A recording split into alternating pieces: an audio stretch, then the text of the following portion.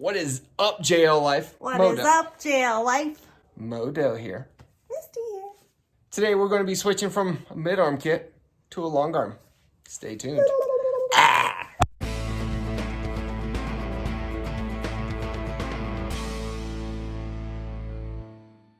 So what we're going to be installing on the Jeep today is the Rock Krawler Adventure X long arm upgrade kit.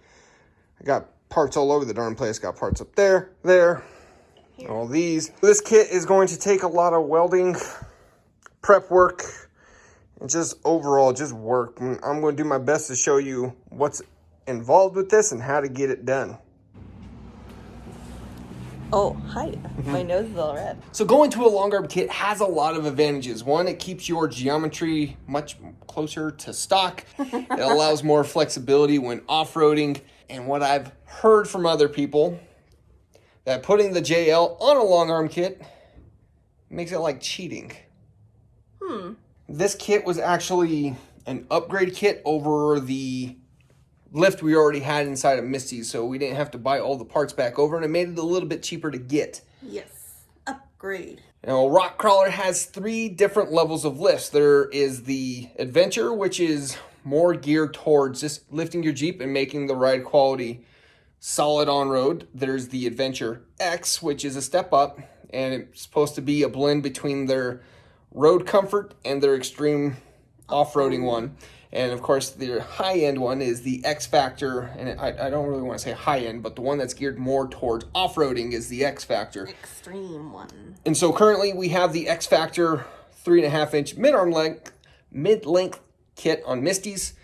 We decided to step it down from X Factor and go back down to the Adventure X. Most of the reason why is because, well, we daily drive it, and, well, would like the best of both worlds. That's why we decided to go with the Adventure X. Stay tuned! I have not installed a long arm kit yet. Don't break my Jeep, please. So before starting with any project underneath the Jeep, always chalk the wheels. And so just to make sure we're clear, if you're doing this from a stock Jeep, it's going to be different. I have a lot of modifications on mine, so there will be different steps in yours. This is more so just to kind of show you the general process of it. But the first thing I'm going to need to do is start getting things out of the way. Skids and exhaust are 2 of those things. So, fingers crossed it comes off easily.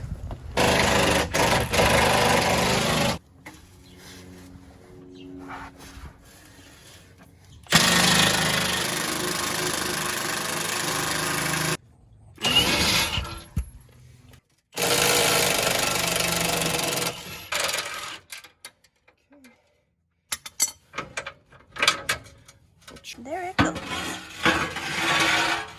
So as I was mentioning, you gotta take all these parts off in order to get good access to the parts you need to weld. You may be able to squeeze weld into some of these spots. I don't suggest it. If you do a poor job welding, you're gonna have a catastrophic failure when your weld breaks, whether in the middle of a climb or just going on the road.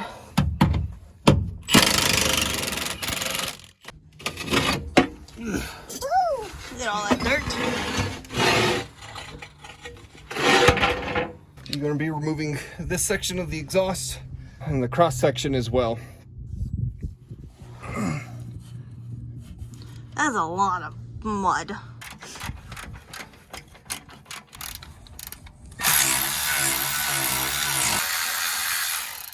Dang.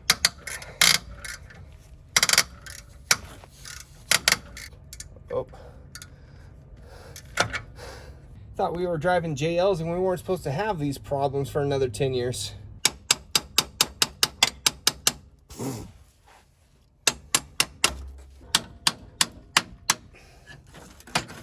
Oh. That was enough wiggle. This is the bolts that hold the hanger.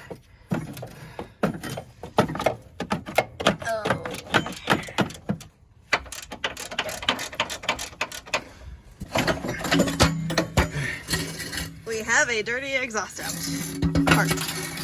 Okay. So since we're going to be both using the welder and the plasma cutter on the Jeep, it's a high electrical current running through the Jeep. You don't want to have the battery connected while you're doing those things, because it can short your CPU and just cause a lot of headaches. So we're just going to disconnect all the negatives real quick. Just disconnecting all this cluster is a much easier way of disconnecting the battery rather than disconnecting all the wire bus here on the frame. So that's what I'm going to do. We live in New Mexico. It's very, very, very dusty here. Just put a rag underneath all the connections. That way they are still. To make sure that it's done correctly. No beeps.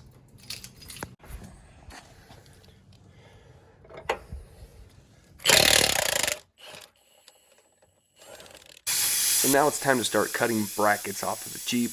You need to be very meticulous with this part. I'm using a combination of everything I have: a cutting torch, cut-off disc, Sawzall, everything. You just don't want to be cutting into the frame. You don't want to gouge the frame. However, at the beginning of this install, I did not have an air hammer, and by the end of it, I did.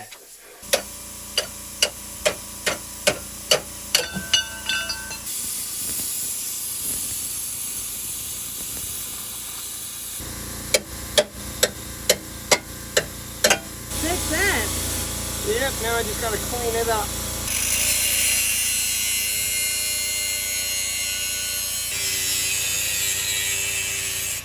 So right now all I'm doing is trying to get the cut as close to the frame as possible.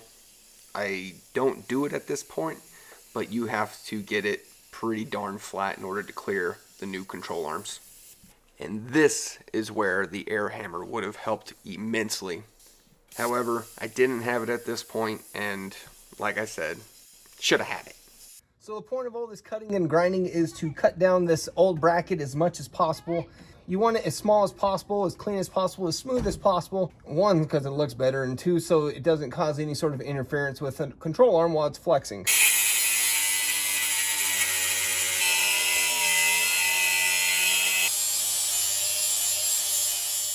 As I was mentioning, buckle up, because you want to get this down as thin as possible or as small as possible to the frame as you can. If you have an air hammer, you can get a chisel underneath it and start chipping away at the weld. Once you kind of start weakening the weld, either with a flap disc, a cutting disc, or plasma cutter, it would make this a lot easier. But of course, I didn't have it at this point, and I eventually come back to it another day to get it grind down more. It was taking forever with just a flat disc. It's doable. It's just time consuming. So a really important part is just to be careful not to gouge your frame. Whether you're using a plasma cutter, a reciprocating saw, a cut-off disc, don't notch your frame, because that's going to really damage the integrity of the frame. If you do, well, to be honest with you, I'd recommend either welding on a stiffener plate on top of it, or welding whatever it is you notched so it's whole again. Because once you do it, you're kind of f***ed, but do something if you do notch it. But don't notch it. Don't damage the frame. So I'm trying to find out where exactly to mount the bracket. I'm going to remove this shield. There's just two bolts. There's one here, then there's one right there.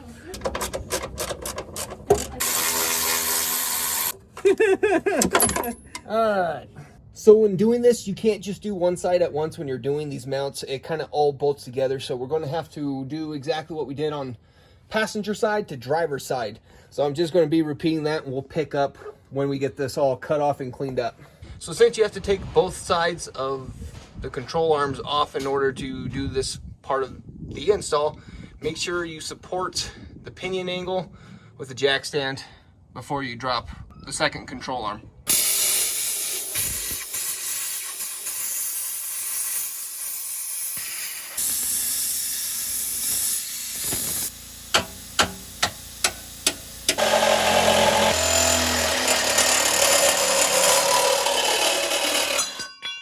And again, I'm going to say this to start chipping away at it. It would be a lot easier with the reciprocating saw if I had the Jeep higher. And of course, it's very hard to get a reciprocating saw on the correct angle when it's just on jack stands.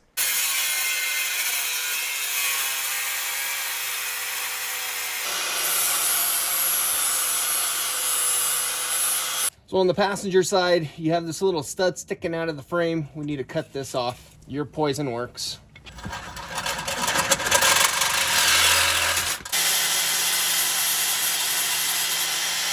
All right, so after we get the brackets cut off, we got to get the new bracket and cross members all ready. Inside the bag, there are 6 of these flat top bolts. And what you're going to end up doing is bolting them in, right there. You're going to bolt these in. Lock washer, nut both sides, curves that way. Bracket on the bottom is for the frame. But we're going to get this all bolted together. And this is to help ensure that your brackets are centered on both sides. And so there's also a 4th bolt on each side. It goes right in here. The way this is all designed is you will be able to have some stretch laterally to get it to where you need and snug against the frame before you bolt it in. Now you're going to need to remove the bolts in the cross member behind the transmission. This is where it's going to bolt into, and it bolts into this cross member to ensure that it's even on both sides and it's lined up to where it needs to be. And I'm actually just going to go ahead and remove the entire gas tank skid just to give me more room and accessibility to do what I'm doing. All right, so we just figured something out. The orientation of this is relevant. Now we've put it in on this way. As you can see, this hole is a lot closer to the edge compared to that one. You have a lot more space. We actually need to rotate this to where the short side is on passenger and the long side is on driver. I was gonna go to the car wash. Uh-oh. So I'm a little busy trying to get this to line up. As I said, the orientation of the plate is important. The holes line up with nuts inside the transmission cross member. In order to find out where exactly this needs to line up, you just put in the 2 bolts. Your bolts will look different from mine because these are the ones that go with the skids. If you have factory, they're going to look like regular bolts, but you just bolt it in. We're going to do some marking, pull it back out, and we're going to be doing some grinding so we can weld. So from here, now that you have it all lined up, you just want to get yourself a Sharpie and trace. They say that doing the top is optional, but in order to do that, you're going to have to lift the body from the frame, so we're not going to be doing that. And back here. So now we're going to pull this back down. We're going to grind off the coating on the Rock Krawler parts and the frame, and welding's next.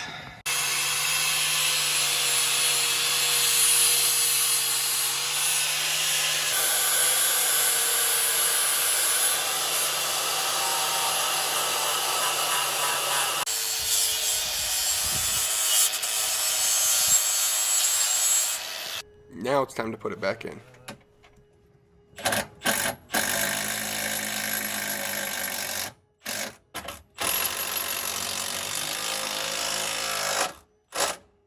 So this part's super important. You want to make sure the bracket is as close as possible to the frame. That's to ensure a stronger weld.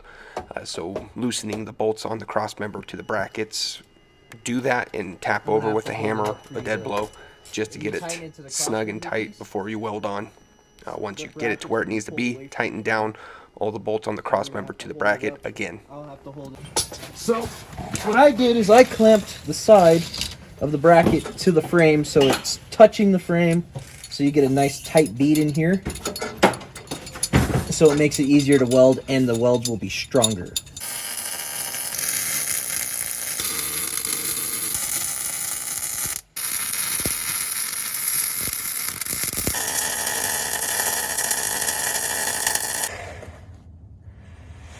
Well, after seeing where the upper controller mount lines up, I've elected to take more of this off. This is going to be some some tedious work, so I'm not going to record it, but I'm just going to start grinding. There's multiple ways of doing this. Using an air hammer chisel is one way. It's just, again, be super careful not to gouge into the frame. The frame needs to be preserved at all costs, so I've been grinding. Surprisingly, this isn't taking as long as I thought. Check it out. I got it all grinded off. This was just a combination of highly abrasive flap discs, patience, multiple grinders, and just taking off bit by bit by bit and cutting, and of course a cutoff wheel on some of the bigger pieces. This is very thin. Like I said, I'm trying to avoid getting too close to the frame because I just don't want to damage the integrity of the frame. I think this is going to work just fine. As you can see, all the damn metal bits that I've been laying in. Cover up, because you don't want a whole bunch of metal flakes inside your hair, your nose, your eyeballs, your clothes. It's, granted, I'm still going to be a mess after this, but it's just get comfortable. This is my headrest, and just get comfortable, get some lighting, and just grind that life away. After some hours of grinding, I know it's not all the way flat. Rock Krawler's instruction has all this taken off, and this is all bare metal. I'm not going to go that far, and here's why. So removing this all the way is only going to get me closer to the frame, and I don't want to be taking away more than the frame than I need to. This is very close, it's very thin. If it becomes an issue and I need to go back, I can always do that. But the way I'm looking at it, I'd rather be safe than sorry and stop a little bit before I start getting to the frame, because again, I don't want to start cutting into the frame and damaging the integrity of the frame, because once you fuck the frame, you're going to be in a really bad spot. The only thing I would see this happening is it might be rubbing into the upper control arm when mounted. Well, like I said, if this becomes an issue, I can always go back and grind more. The next thing I'm going to need to be doing is removing the upper control arm brackets. Now, you need to be careful doing this. I already have both of my lower control arms removed. Doing this on an actual vehicle lift would make my life a lot easier, but I'm doing it in a driveway. I'm going to go ahead and link up one of my lower control arms, one of my new lower control arms, to one side. Then I'm going to work on cutting the upper control arm, so at least two arms will be on one side. If you're wondering which length to go, Rock Krawler has the measurements to start off of on their website. So I'm going to set it from eyelet to eyelet. Let's see, front lower control arm, 35 and 13/16. Now, I definitely recommend, whether you live in a corrosive environment or not, take the shanks out and anti-seize them. Now that I have it to length, Rock Krawler actually sends new hardware. The giant bolts out of all of it are going to be the ones that fit in. You obviously want a bolt that's not going to be wiggling around in there. But before I get that in, I'm going to copy the other control arm just to make sure they're the same length. Start finagling things, get those upper brackets off. Now that I have the control arms, the stock upper control arm, the long arm, lower control arm on one side, I'm going to drop the upper control arm on the other side. And again, I'm being super cautious because I don't like taking more than one control arm off at a time. I got a lot of redundancies. Jack stand, jack stand, jack stand, jack stand. All four tires are chalked, and for shits and giggles, if for some reason it wants to go rolling, my Jeep's in the way. So here we are inside the fender well. On driver's side, there's the upper control arm mount. I'm planning on using a Sawzall for this one, but this brake line cluster's in the way, popping that out. Careful not to damage it. Pull these out of the way, and I'm gonna cut that off.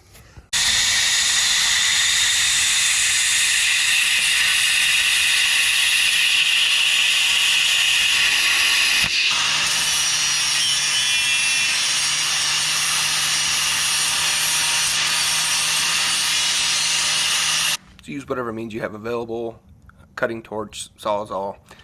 Again, I can't stress how much easier this would have been with an air hammer. So after removing those brackets, you can go ahead and start bolting everything back up front. Make sure you tighten everything down. The front is mostly done at this point. The last thing we're going to need to do is add a heat shield, and we'll get into that a little bit later. And on a quick side note, the one thing to be looking out for here is make sure your brake lines are routed correctly.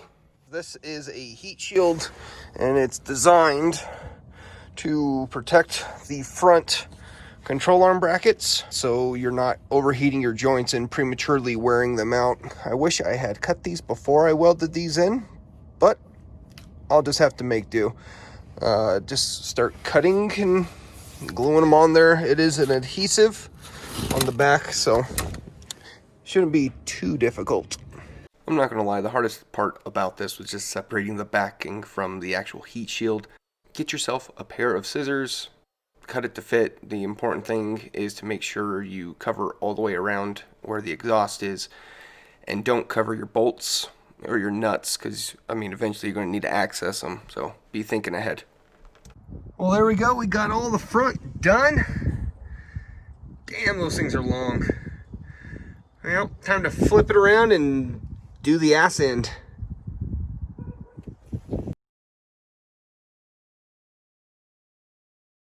All right, so now we're getting into the back. What we need to do is pull out the axle. We got stuff on the frame we need to cut off. We have things on the axle we're going to need to cut off. And the easiest way to do all of this, and because it's windy and I need a weld, we're going to move the axle into the garage.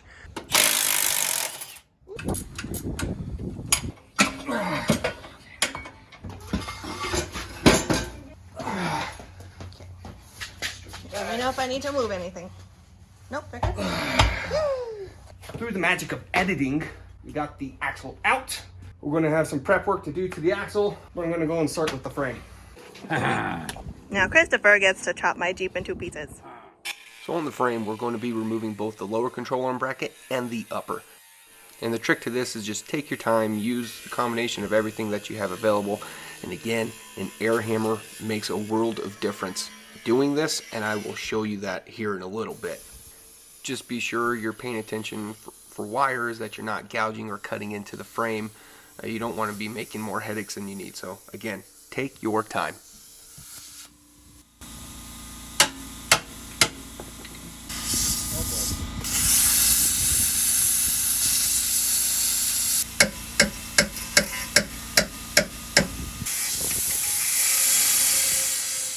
And remember, there is a gas tank on the passenger side, which is why we weren't using the plasma cutter on that side. Don't want to blow up.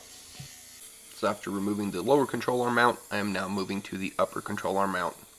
Nothing to it again, just take your time, get it cut off with whatever you have available.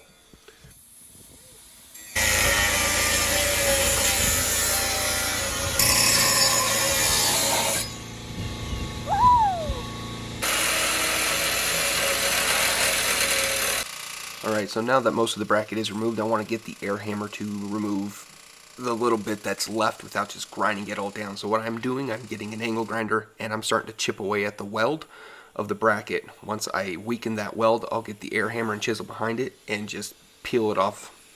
Easy peasy.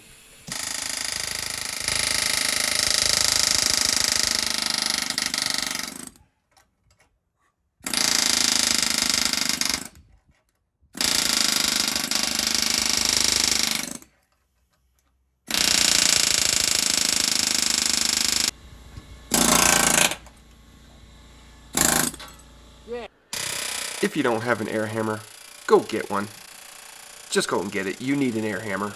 It will make this look so much more professional and save you so much more time. I wish I had it for the front.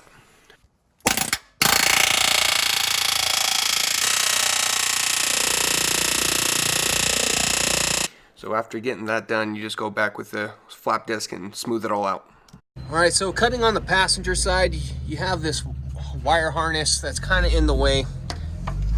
What we're going to try to do is pop it out. And here. Now with that out of the way, we'll be able to get to cleaning this up a lot safer and not having to nick that. All right, now that we got this all cleared up, not taking that off, can't reach it, it's staying. But we got to notch out the body mounts on both sides of the body mount. on both sides of the Jeep. So I'm just going to cut about right where the flare is, cut over, cut down, and that's just to allow for clearance for the control arm because it mounts right there.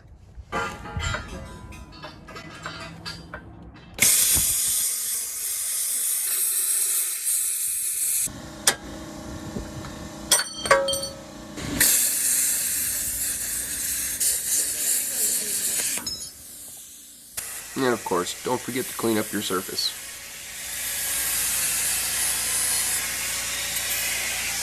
Super easy to do. Once you cut it, just clean it up with the grinder.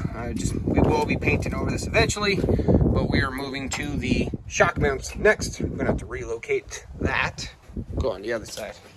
So what we're going to end up doing, as you can see, the shock bracket is two-part. You have the inner and the outer.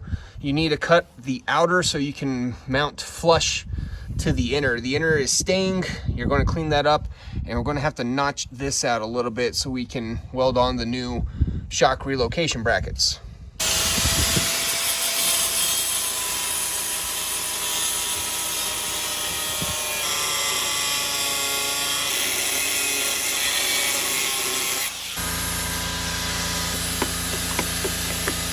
All right, now getting into the relocation bracket for the shocks, you're just gonna bolt into the hole, angle it out so nothing is hanging low, and that's where you'll weld it in.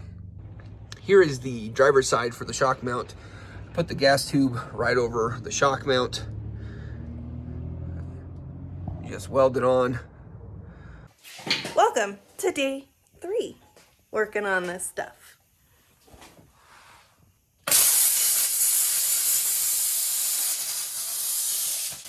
She should get on the road today. All right, so now we're going to start prepping the rear axle. What we're going to need to do is remove the lower control / shock mount bracket, the upper bracket. As you can see, we already got the grinding done for where the truss is going to go right there. I'll show you how to align that when I get to that point. I've already cut off this side. Missy's going to work on grinding this all as I cut the other side. Now, just be super careful not to be gouging into your axle tubes.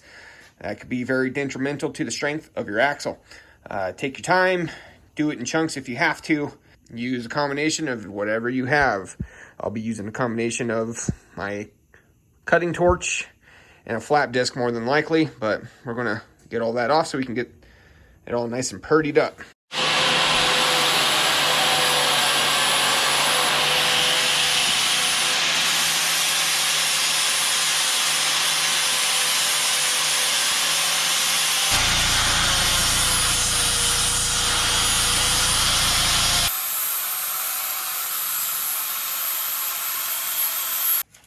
And you're going to be grinding until it's flat.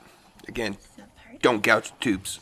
Just found out I'm missing a part to my lift. There is supposed to be a new track bar bracket, and you're supposed to cut this one off. So I'm going to have to get a hold of Rock Krawler and get that sent out so I can get this done. We were running through the install and we were forgetting these parts were missing, so I had to get those ordered and sent to the house. Now we're missing that part. I guess that's more so on me for not inventorying it.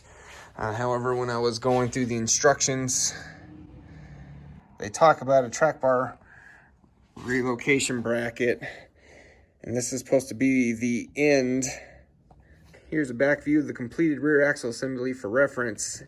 You get to it, and there's no track bar mount there, so I was a little confused.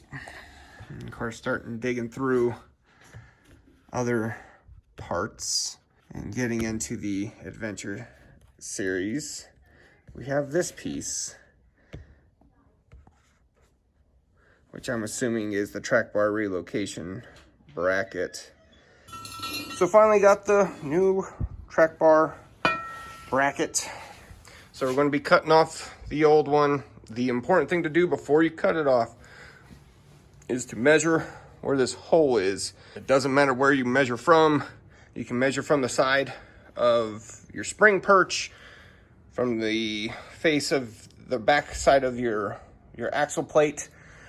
Just you want this to be as close as possible to where it is now. Misty measured it already from here to there, wrote down the number, bam, 14 1/8. Let's cut this off so I can start welding on the new brackets. And I'm just re-stressing, it is super important to make sure you measure where that hole is before you cut off the track bar bracket, because once you cut it off and you don't have that measurement, you're gonna have to figure something out. So the new rear control arm brackets for the rear are going to be going on the outside of the frame, right in front of the notched body mount that you did.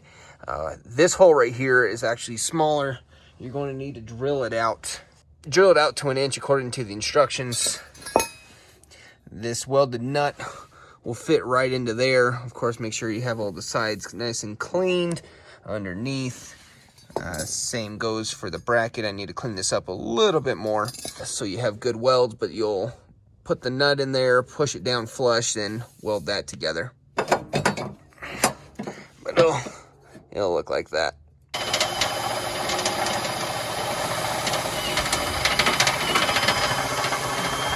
So getting this hole drilled out is definitely one of the bigger headaches for this damn install. But to get it drilled out, clean up the metal around it, test fit, make sure. I need to clean that up too so I can do the plug weld, but make sure it's all clean around it. I got some more grinding to do.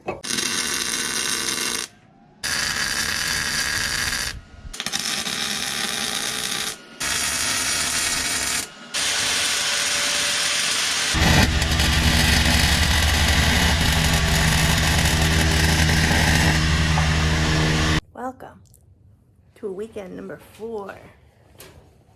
That's not an accurate way of saying it. Last 2 weekends we only put like 3 hours in on, so we started late. It's been on jack stands for 4 weekends, maybe more. 5 weekends? There was that one weekend I wanted to start early and you wanted to go get breakfast. I was hungry. That's why it's not done. But welcome All right. to weekend number 4. It is a brisk 34 degrees. Let's get it finished. So we're going to move over to installing the third member next. So this is what your upper control arm, your one link, will be bolting into in the rear. Just make sure you prep both sides of it where it's going to be mounting up. Of course, we're under the back. This is the rear cross member. You're going to clean that one up. You're going to move to your next one, clean that section up, and we're going to weld onto there. Now on the top of the cross member bracket, there's another hole. You're going to get that hole to line up with that hole.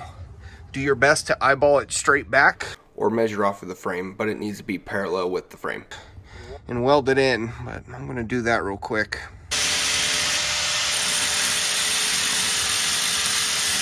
All right, so now that we got everything cut off, we can start welding our stuff on. Of course, make sure you're cleaning up the sides, but they come with these nifty little alignment brackets, and it just bolts into the bottom of the spring, or not the spring perch, the bump stop perch, and it goes to the inside of the axle. You bolt it all in, you tighten it all up, and it'll help hold it in place and make sure it aligns correctly. There's also an alignment tool for the truss. There is not one for the track bar bracket. So Missy's going to get that tightened up. I'm going to weld it together.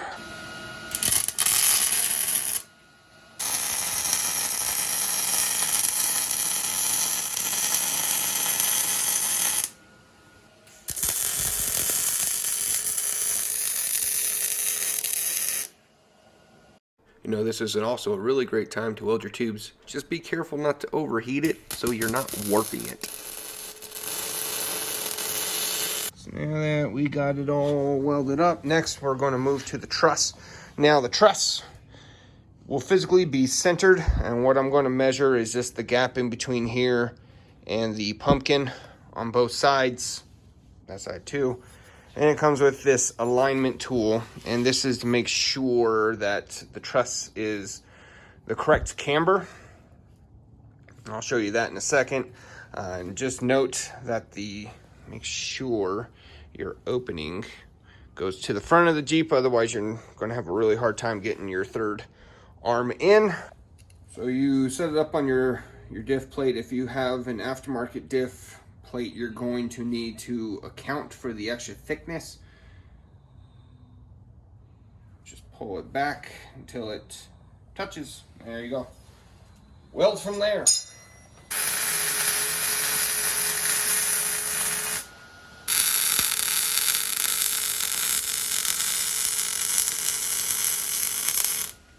So I'm setting the lengths for the control arms in the rear using the specifications that Rock Krawler provides. Just know that the upper control arm needs to be adjusted on both sides equally. So I'm going to start by bottoming. I'm going to bottom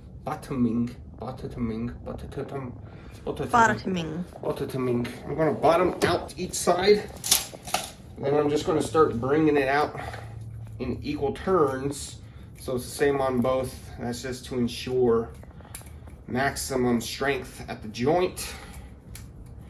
28 9/16.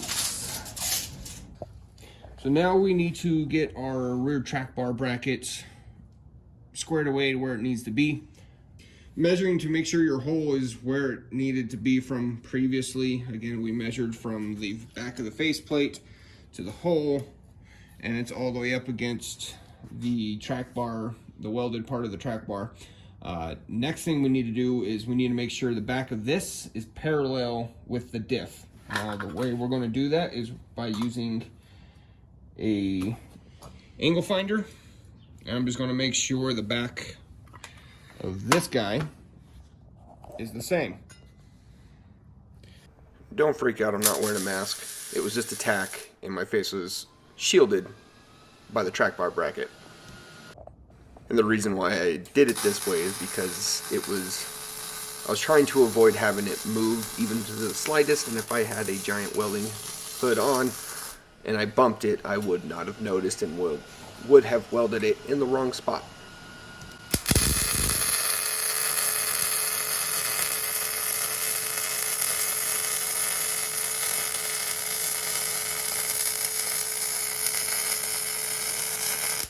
And don't forget the brake line brackets. I'm just going to be tacking it in. This doesn't really need to be robustly welded like I did everything else, but it'll be parallel with the back. So now we're just putting the bump stops back on the axle. I don't know why she's laughing at me. I bought it. Oh, gross. We're putting the bump stocks back on the axle. We're going to paint it, let it dry, and put it back underneath. Almost done. All right, this is ready to go back under the Jeep. We're going to hit it with black spray paint once it's under there. I just don't want it to be wet while I'm handling it. But once you get all that done, we've done some prep work. Already got the control arms, the third link. So the instructions weren't super clear and they're really dark. I'm pretty sure this is the side that goes to the axle. So real quick, this configuration is upside down. I eventually figured out once I get everything bolted up and on the ground and realize that it's about 8 inches higher than where it should be. It should look like this. This is the configuration you should be bolting it in. And the one without these rubber anti-vibration washers, sounds good to me. Hopefully Misty will be able to carry it. Confidence. Not too far to go. We're just gonna walk it over there, set it down on the 2x4s, and get those underneath.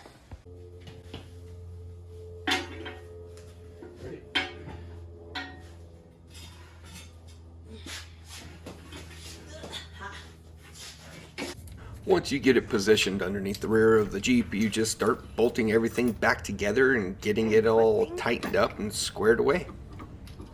And I can't recommend enough, if you take out the bolts for the drive shafts, ever at the minimum, put blue Loctite back on those bolts before you put it back in.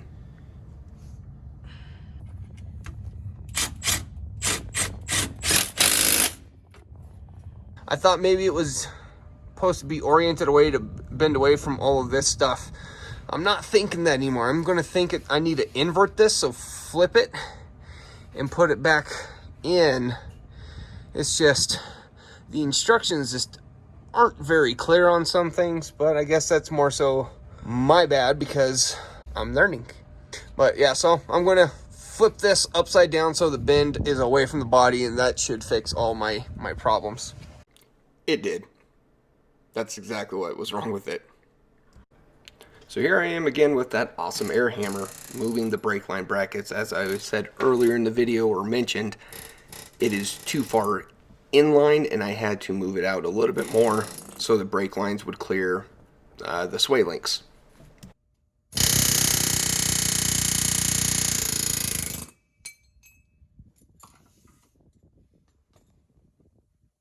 And here I am just re-prepping them to weld back on. Minor inconvenience at the most. It wasn't that big of a deal, but when you're doing it, install the brake lines closer to the flange plate.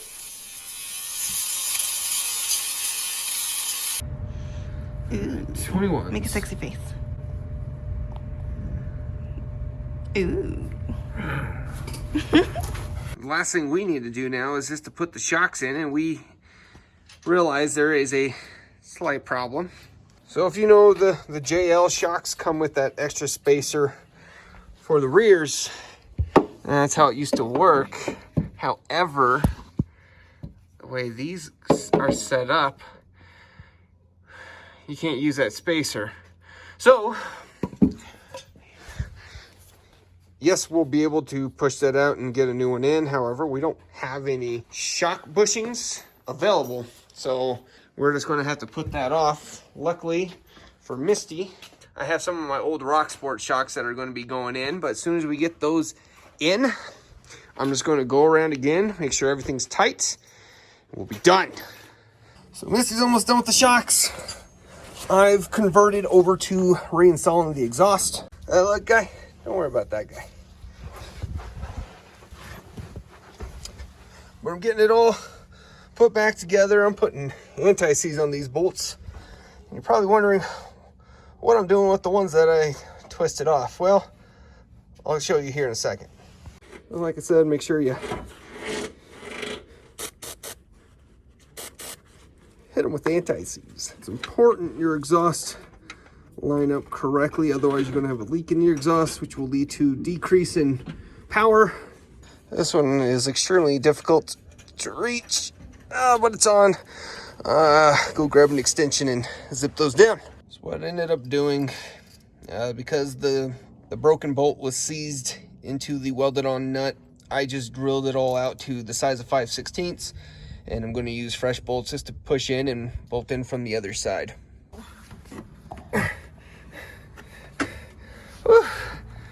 Sometimes creativity is the solution. All right, now we just got to reconnect the battery and we're done. So guys, like that, it's all done. Took me about 4 weekends to do, and to be fair, we started late in the day. It's winter, it gets dark early, but I got it done, and I'm actually it's simple enough to do. If you have a solid understanding of how things work, you can totally get it done as long as you have all the right tools. I definitely recommend having the right tools to do this. Air hammer. The front's easy. You don't change anything on the axle. You just cut off the brackets on the frame. You weld on the new ones. Yes, we have taken it out. A little bit of rubbing with the tire, but nothing too bad yet. But if we need to adjust, we will adjust. We got new drive shafts in as well. One thing I did have to do, I had to modify the skids a little bit to fit with the crossmember. I just cut it with the plasma cutter. Now that I can't say is any fault of either Metal Cloak or Rock Krawler. These skids were an absolute mess, but we got them fitting again, so that's good. We'll eventually be replacing these ones because they are an absolute mess. Actually had to tack on one half of it. You can see it's just absolutely high clearance from the axle to the control arms. I mean, you go and you look at the standard one, the control arm brackets hang low, the brackets underneath hang low. That's actually one of my normal spots I hit are my lower control arm brackets and shock mounts in the back. Same thing with the front. They sit below the frame. I hit them often. And with the new one, it sits above the frame. So it just protects all of it and gives you a heck of a lot more clearance. This is what it looks like with the long arm kit. This is what it looks like without the long arm kit.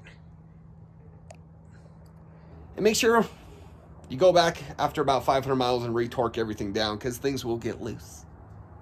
Something else I would recommend when you're setting up your joints, make sure your Zerk fittings are facing an easy way just to be able to grease without having to drop any arms. Dropping arms is work. Make less of it for you, not more of it. We have a shakedown run video of this lift coming soon, so stay tuned for that one. As far as being able to do this yourself, this is 100% doable. Don't be scared to do it. Be careful if you're doing it in your driveway. Do not crush yourself. So this video isn't so much how to, but to see how me and Misty got this done. Now, Rock Krawler really took out a lot of the guesswork, but you still have to know what you're doing. Though this is pretty straightforward and doable at home by you. If you do it wrong, you can cause yourself some headaches. So big brain time. And I hope that it helps you in the event you decide to do this yourself. Is more so to try to clean up some of the instructions on paper and putting it into a video for you. The question is, will I do all this work over again on Bromance? Well, time will tell. We'll see how big of a difference this makes off-roading. If the long arm just exceeds the mid-length capabilities that much more, we'll see. I would recommend that if you were going to put $3,000 towards a lift, I would save it a little bit more and just go the long arm right away, because, I mean, long arms are just better. And I gotta say thank you for Rock Krawler, though they did forget some of my parts. They didn't give me any grief getting them shipped out. But guys, I hope you enjoyed the video. I know it took me a minute to get this done. It was a lot of work. It was a lot of show on camera. It was just, thank you for bearing with me. Y'all remember to like, comment, subscribe, and share. Stay tuned for the next one, y'all. Keep it easy.